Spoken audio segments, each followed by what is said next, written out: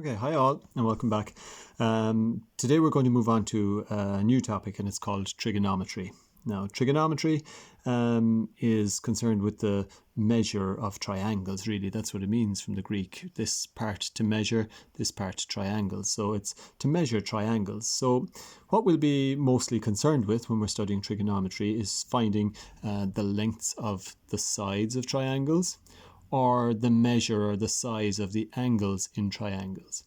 And for the junior cert, when it comes to trigonometry, we only deal with right-angled triangles primarily. So we should be getting used to everything and anything to do with right-angled triangles. And that's why we did a revision yesterday of Pythagoras' theorem.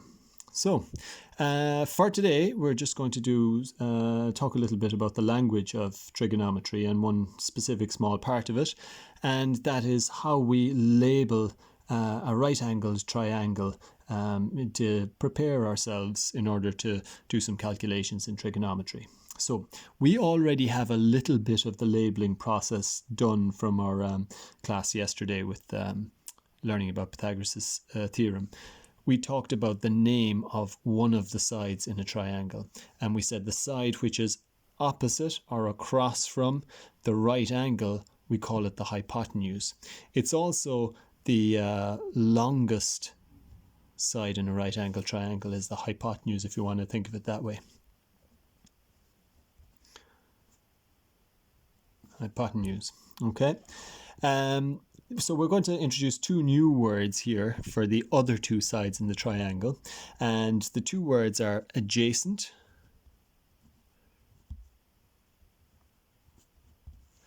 and opposite.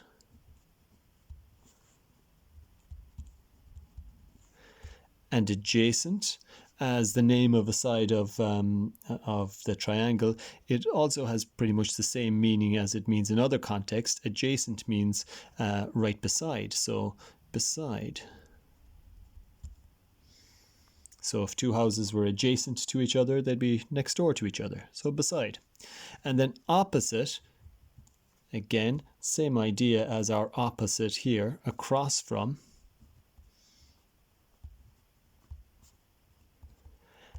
And when we talk about, I suppose, opposite, when we're using it in English, we think about opposite sides of the road. So, you know, two different sides of the road, the sides which are facing, I suppose, the opposite footpaths in a road is probably a better way to put it. So they're across the road from each other or across from each other.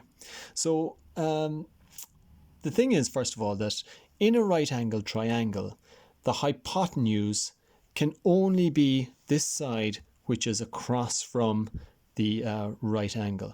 Okay, so the hypotenuse in a right angle triangle is always in one position, it doesn't change. Whereas the adjacent and the opposite, depending on the context, this side could be the adjacent and this side could be the opposite, or in a different context, this side could be the opposite and this side could be the adjacent.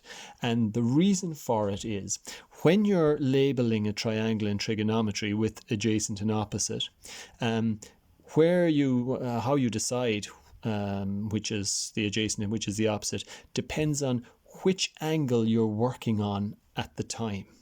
So for instance, if I'm working on this angle here, x, then in this triangle, well, which angle is opposite or is across, or which side rather is across from the angle x? Well, it's this one over here, isn't it? So this is your opposite. And which side is beside your angle x? Well, we can see the hypotenuse is beside it, and on the other side of it, there's this side here. Well, the hypotenuse can only be the hypotenuse. It can't also be the adjacent. So this side here must be the adjacent. But the thing is, if we had picked this as the angle we were working on at the time, well then if we were using this angle, then when we were labeling this triangle, then the one that was opposite this angle, we would have had to write opposite here. This would have been the opposite side. And the one which was beside that angle would have been this side here. So we would have had to call this adjacent. Okay, so let's try it again with these other two triangles. So again, the hypotenuse, there's no argument about where the hypotenuse is. The hypotenuse is always in one position. It's the one which is across from the right angle. So hypotenuse, and we'll start as we do more of these, we'll start to shorten what we're writing because we're labeling it for the sake of our calculations. So that's the hypotenuse. Now, at the moment, I can't tell you what the adjacent and the opposite are in this triangle. There is no way of saying it unless I have a reference angle to work with. So if, for instance, I pick that this is the angle I'm going to work with, and I'll call that y, for instance. So in terms of y, then this one over here is the opposite. And this one here is the adjacent. It's beside y. It's actually touching off y, isn't it? It's beside it. So is this side here, but that's the hypotenuse, and it can't be both the adjacent and the hypotenuse. So this is my adjacent here. Okay, so one more. Again, maybe from the beginning we'll pick an angle to be working with, and we'll pick this angle up here maybe. We'll call it Z. Okay, and the reference angle you're talking about is always one of the other two angles. It can't be the 90-degree angle. Okay, so if this is the angle we're talking about, the opposite to that angle is over here. The adjacent, well, the adjacent could be this or these. This is both besides, but it can't be this one because that is the hypotenuse. So if that's the hypotenuse, this must be the adjacent.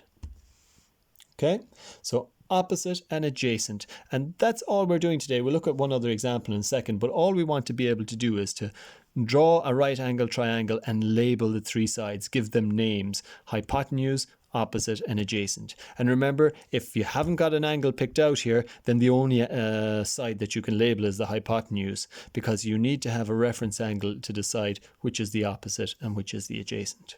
So then down here, let's look at this very quickly. I've said label the adjacent and opposite sides to angles A and B below. So when you get a question like this, where they mention two angles in it instead of one, you will always, every time, have to draw out two separate versions of this triangle. So one version with the angle A in it, and I'm going to do this freehand here, but I would hope you'd use a ruler. I'm just not able to do that with the camera in the other hand. So again, if these are my versions of this, one taking this as my reference angle, the other taking this as my reference angle, and now I'm going to label the adjacent and opposite sides. Now, even if it doesn't ask me, I'm going to put in the hypotenuse every time. Across from the right angle is the hypotenuse, across from the right angle is the hypotenuse. And in this one, opposite the A is here, and adjacent to the A is here. In this one, we're talking about angle B. Well, beside angle B or adjacent to it is here, and opposite angle B is here. So we can see just from this example that depending on which angle you're talking about, this side here can be either the opposite or the adjacent. So it depends on which angle. And in fact, for one angle's opposite is equal to the other angle's adjacent. So B's opposite is the same as A's adjacent, isn't it? And that could come in handy in the future.